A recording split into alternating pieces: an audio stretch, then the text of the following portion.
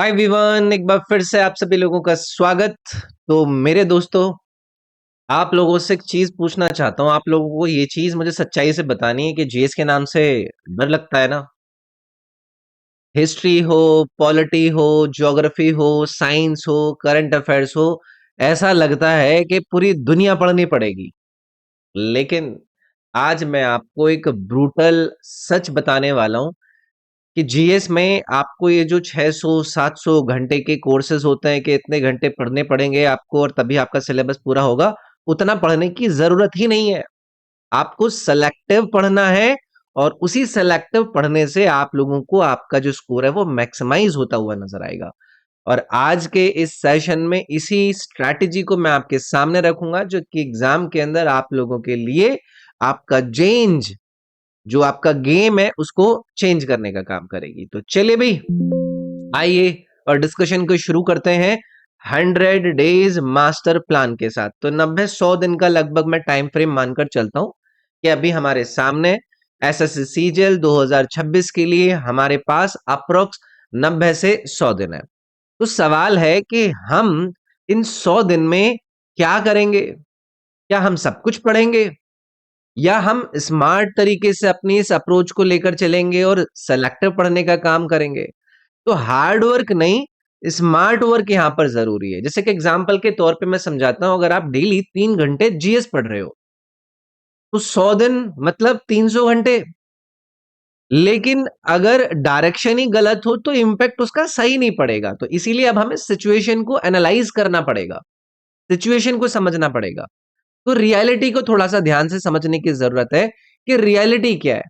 अब इस रियलिटी को हम किस तरीके से देख सकते हैं, इस पर हमें कई सारी चीजें देखने होंगे कि भाई टीयर 1 के लिए अभी हमारे 3 महीने हम मानकर चल रहे हैं, 4 महीने मानकर चल रहे हैं। तो पूरा का पूरा सिलेबस कवर करना और बाकी के सब्जेक्ट्स को भी लेकर चलना तो भी एक अनरियलिस्टिक अप्रोच हो जाएगी। तो टारगेट क्या है? टारगेट हमारा यही है ना कि टीयर 1 हम क्वालिफाई कर ले। आईएएस तो बन नहीं रहे हैं, हमें टीयर 1 क्लियर करना है, एंड देन उसके बाद हमें टीयर 2 के लिए और समय मिलेगा। तो वहां पर हम अपनी थोड़ी सी और ज्यादा डीप एक एनर्जी लगा सकता है। तो goal is not perfection, goal is qualification. इस चीज को हमें याद रखना है। तो हम इस अप्रोच में सबसे बड़ी गलती क्या कर रहे हैं यहां पर? सबसे बड़ी गलती क्या है, ये पहला सवाल आप लोगों के सामने होना चाहिए। ये 37 टॉपिक्स का हमारे सामने एक जाल बन रखा है। जैसे कि 2025 के पीवाईक्यू के एग्जाम्पल लीजिए आप, कि हर टॉपिक से 3 से 4 सवाल ही आए। अगर आप सब पढ़ने लग गए तो डेप्थ नहीं मिलेगी आपको, रिटेंशन आपके दिमाग में, यानी कि चीजें थमेंगे नहीं आपके दिमाग में अंदर, और उसी वजह से आपके नंबर नहीं आएंगे।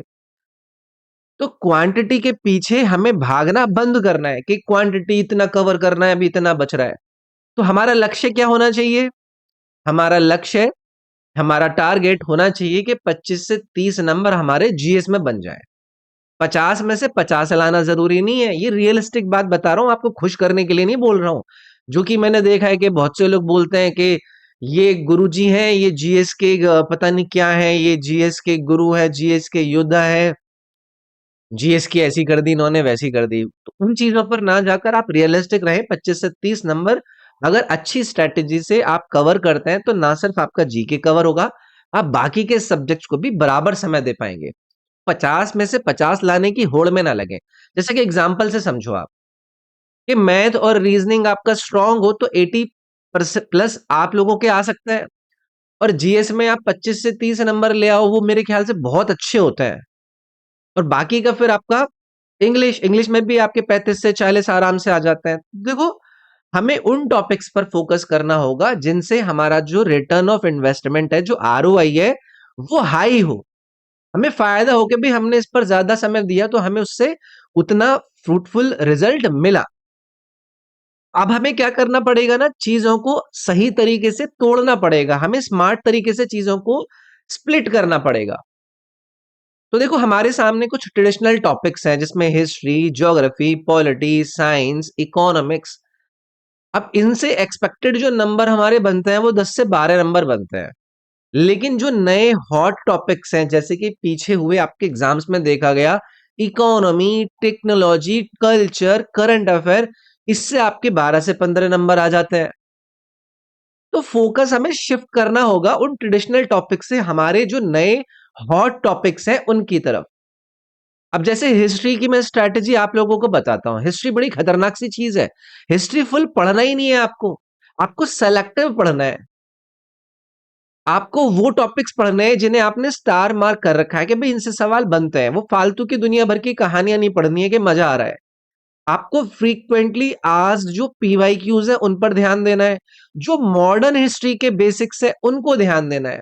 जैसे कि एग्जांपल में 1857 का जो रिवोल्ट है, गवर्नर जनरल से रिलेटेड चीजें, कांग्रेस के जो अलग अलग जगह पर सेशंस हुए उनसे संबंधित बातें हैं।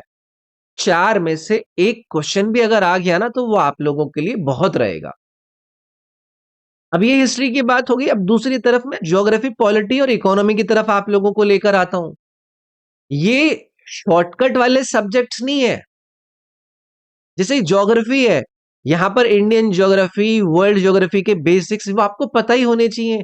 पॉलिटी है, पॉलिटी के अंदर आपको articles, fundamental rights, president, prime minister की पावर्स, ये सब के बारे में आइडिया होना ही चाहिए। इकोनॉमी है, उसमें जीडीपी, इन्फ्लेशन, बजट के बेसिक्स ये आपको पता होने चाहिए ही चाहिए। तो यहां कॉम्प्रिहेंसिव पढ़ना पड़ेगा हमें, लेकिन लिमिटेड सोर्स से। ऐसे नहीं है कि पूरी की पूरी किताब रटना शुरू कर रहे हैं।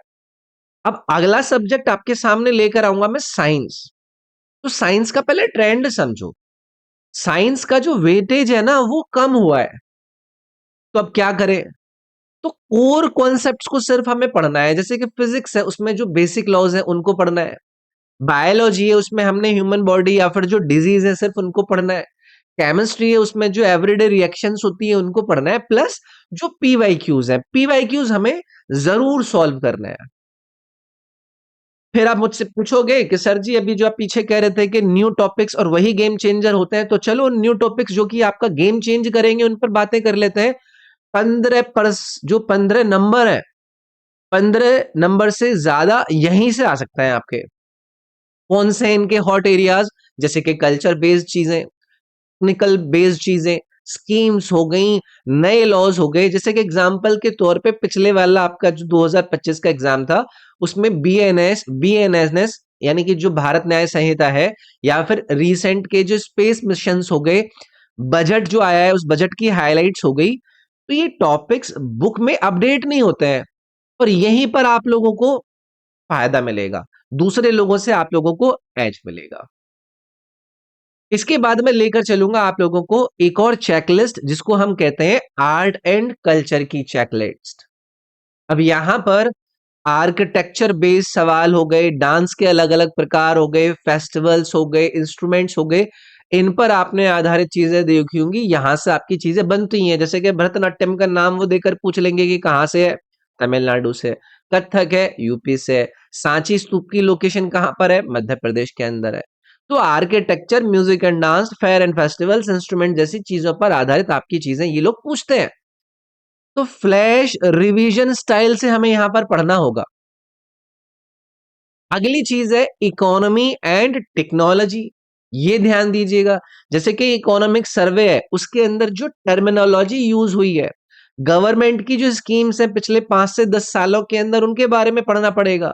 जो स्पेस रिलेटेड एक्टिविटीज हैं, जैसे कि चंद्रयान पर कोई काम हुआ, चंद्रयान से रिलेटेड कोई एक्टिविटी हुई, आदित्य एल1 पर कोई आपकी चर्चा सामने आई, तो ये बेसिक बातों को हमें समझना होगा। हमें टर्म समझने होंगे, हमें रट्टा नहीं मारना होगा। जैसे कि एग्जाम्पल के तौर पे मैं आपसे कहूं, आपसे पूछा गया या फिर कहीं पर भी कोई भी चीज आती है तो रेपो रेट टर्म यूज होता है। तो रेपो रेट क्या है वो पता होना चाहिए। सीआरआर यानी कि कैश रिजर्व रेशियो क्या है उस पर हमें पता होना चाहिए। तो उनकी हमें डेफिनेशन बस क्लियर हो। ठीक। अब मैं मिसलेनियस पर लेकर आऊंगा। देखो, नए लॉज, स्पोर्ट्स के जो रूल्स होते हैं, रिपोर्ट्स और जो इंडेक्स आती हैं, इंटरनेशनल रिलेशन आधारित कोई न्यूज बनती है, ये चीजें बहुत जरूरी हैं। एग्जाम्पल के तौर पे जो HDI है यानी कि ह्यूमन डेवलपमेंट इंडेक्स है, वो यूनाइटेड नेशन के डेवलपमेंट प्रोग्राम के द्वारा जारी करी जाती है। ग्लोबल हंगर इंडेक्स पर कोई भी डेटा सामने आया है, IMF की रिपोर्ट आई है, ये चीजें हमें देखनी है। चाहे इंटरनेशनल रिलेशंस हो, कोई रिपोर्ट्स हो, कोई इंडाइसेस हो, कोई स्पोर्ट्स के रूल्स हो, कोई नए रूल आए हो, इन पर हमें चर्चा करनी है। और ये आपको 1 से 2 नंबर सिक्योर करवाने का काम कर देता है। अब लास्ट में मैं बात करूंगा कि भाई साहब आपका जो मेथोडोलॉजी है, जो तरीका है, वो क्या होना चाहिए। तो 3 स्टेप फॉर्मूला आपके सामने है। पहले थ्योरी एंड टर्म्स वो आप लोगों को समझना है, उनको विजुअलाइज करना है एंड पीवाईक्यू की प्रैक्टिस करनी है। समझ रहे हो बातों को? तो रियल लाइफ एग्जांपल से आपको चीजों को याद रखना पड़ेगा, जैसे कि इन्फ्लेशन है। इन्फ्लेशन क्या है? महंगाई है। जीडीपी है, करंट कंट्री की वो टोटल इनकम है। तो ये चीजें हमें करनी पड़ेंगी कि पहले उनकी थ्योरी और टर्म समझी, उनको विजुअलाइज किया एंड देन उनके लिए प्रैक्टिस करी। अब लास्ट में मैं आप लोगों के लिए एक चेकलिस्ट बना देता हूं। तो हिस्ट्री और साइंस को आप लोगों को सेलेक्टिव तरीके से पढ़ना है, पीवाईक्यू आधारित पढ़ना है। ज्योग्राफी, पॉलिटी और इकोनॉमी को आप लोगों को कॉम्प्रिहेंसिव तरीके से समझना होगा कि उसमें टर्म्स जो यूज हो रही है वो कैसे हैं। नए टॉपिक्स पर आपका एक्स्ट्रा फोकस होना चाहिए और प्रैक्टिस आप लोगों को डेली करनी है। तो फाइनल आप लोगों से मैं यही कहूंगा कि जीएस से आप लोगों को डरना बंद करना पड़ेगा, अपनी स्ट्रैटेजी लगानी है और अपना जो सिलेक्शन है उसको हमें पक्का करना है। तो अगर आपको ये स्ट्रैटेजी हेल्पफुल लगी हो तो इसको वीडियो को आप लोगों को लाइक जरूर करना है और आपको कमेंट में लिखकर जरूर जाना है कि सेलेक्टिव इज पावरफुल। तो इस वीडियो में इतना ही। इस चैनल को सब्सक्राइब कर लीजिएगा अगर सब्सक्राइब नहीं कर रखा है। मैं मिलूंगा आपसे नेक्स्ट वीडियो में। इसमें इतना ही। Thank you.